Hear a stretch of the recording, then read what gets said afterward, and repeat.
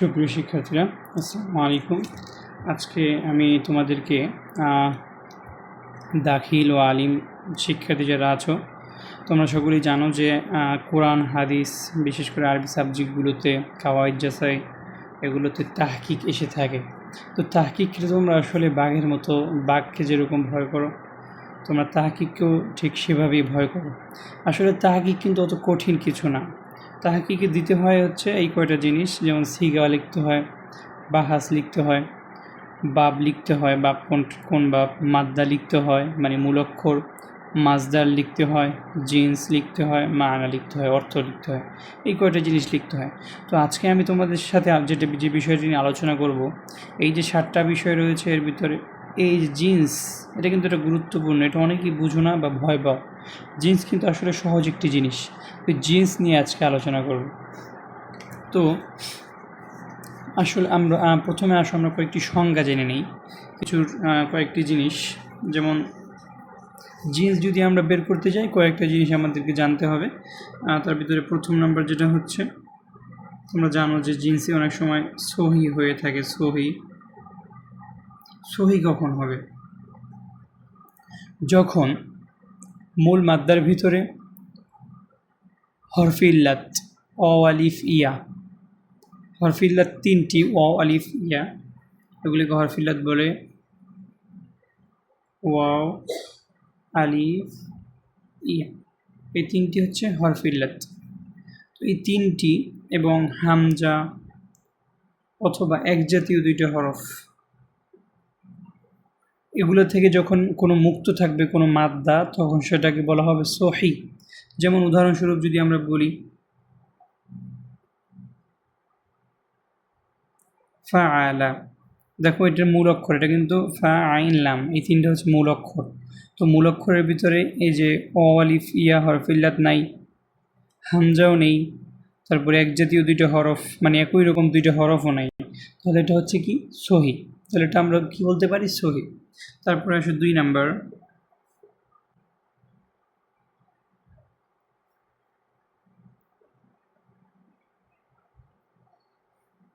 মুআতাল। মুআতাল কখন হবে? শিক্ষার্থীরা, মুআতাল হবে যখন কোনো শব্দের মূল অক্ষরের ভিতরে ওয়াও আলিফ ইয়া এই 3টের ভিতরে যে কোনো একটি মাদ্দা হবে, তখন সেটা একটি অথবা 2টি হতে পারে, তাহলে সেটা হবে মুআতাল। কীরকম দেখো, আসুক আমরা উদাহরণ দেখি। ওয়াদা, তো এখানে দেখো, তোমরা দেখতে পাচ্ছ এই যে এটা হচ্ছে ফা কালিমা, এটা আইন কালিমা, এটা লাম কালিমা। তাহলে যে ফা কালিমাতে কী আছে? অ আছে, এই যে অ দেখছো। ফিল্লাতের ভিতরে কি আছে? অ আছে। তাহলে আমরা এটা বলতে পারি মুআতাল। অবশ্যই এটা মুআতাল বলতে পারি আমরা জিন্স। এটা হতে পারে কিন্তু আইন কালিমাও হতে পারে অথবা লাম কালিমাও হতে পারে। তারপরে আসো 3 নাম্বার, আমি সংক্ষেপ করতেছি ভিডিওটা সংক্ষেপ করতেছি একটু, তোমরা যাতে সময় নষ্ট হতো না হয়। তারপর দেখো 3 নাম্বার যে প্রোগ্রাম, সেটা হচ্ছে মাহমুজ। মাহমুজ কখন হবে? যখন কোনো শব্দের মূল মাদ্দার ভিতরে হামজা হবে। আবার বলি, যখন কোনো শব্দের মূল মাদ্দার ভিতরে হামজা হবে, তখন সেটা হবে মাহমুজ। যেমন উদাহরণ,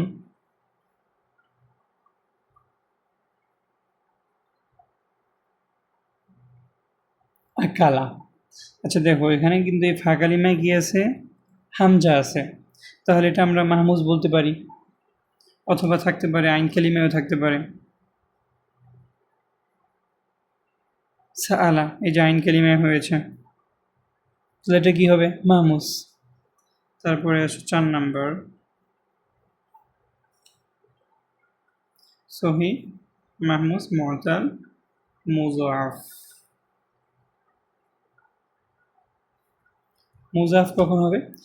যখন কোনো শব্দের মূল মাদ্দাহের ভিতরে এক জাতীয় 2টি হরফ হবে, এক জাতীয় 2টি হরফ। সেটা তোমার এই যে এই কয়টা বাদ দিয়ে আরবি 29টা হরফের ভিতরে অ আলিফ ইয়া হামজা বাদ দিয়ে বাকি যেগুলো হরফ আছে, ওগুলো যদি এক জাতীয় 2টি হরফ আসে মূল মাদ্দার ভিতরে, তাহলে সেটা মুযাফ হবে। যেমন একটু উদাহরণ দেখি আমরা।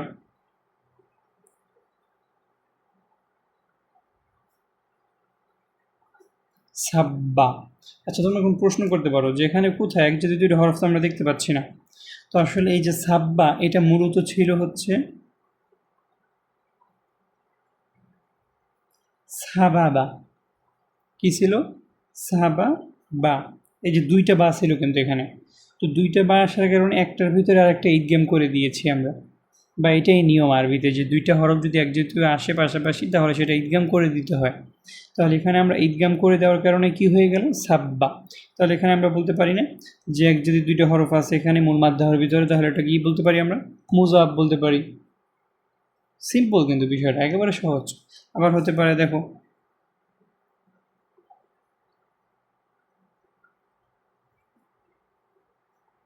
হাউস, হাউসা।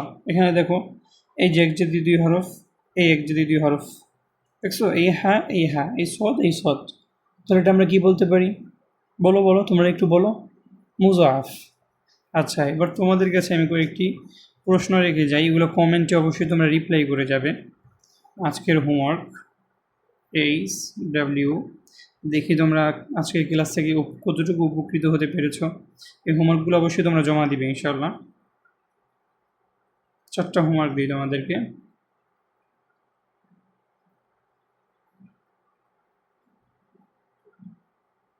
আমারা, হামজা মিম রা, আমারা। 2 নাম্বার হচ্ছে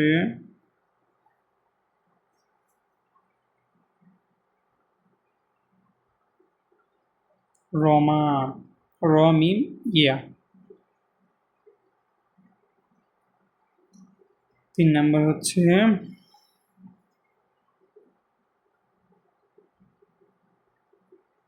নাসরা। 4 নাম্বার কি?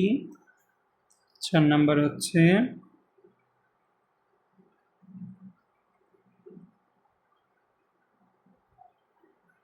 4 নাম্বার কি দেয়া যায়?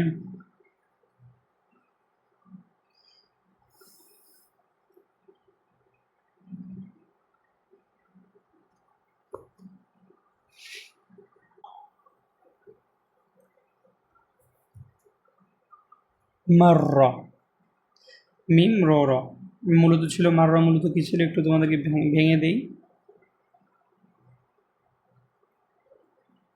মাররা, ঠিক আছে? তাহলে এখন এই কয়টা তোমরা একটু হোমওয়ার্ক করে অবশ্যই আমাকে জমা দিবা। কমেন্টে অবশ্যই জানাবে এই কয়টার মানে অ্যান্সার কী হবে, জিন্স কী হবে। এই করে ইনশাল্লাহ ভালো থেকো। সামনে আরও ইনশাল্লাহ তোমাদের জন্য আরও ক্লাস আসবে ইনশাল্লাহ। সবাই ভালোভাবে পড়াশোনা করো।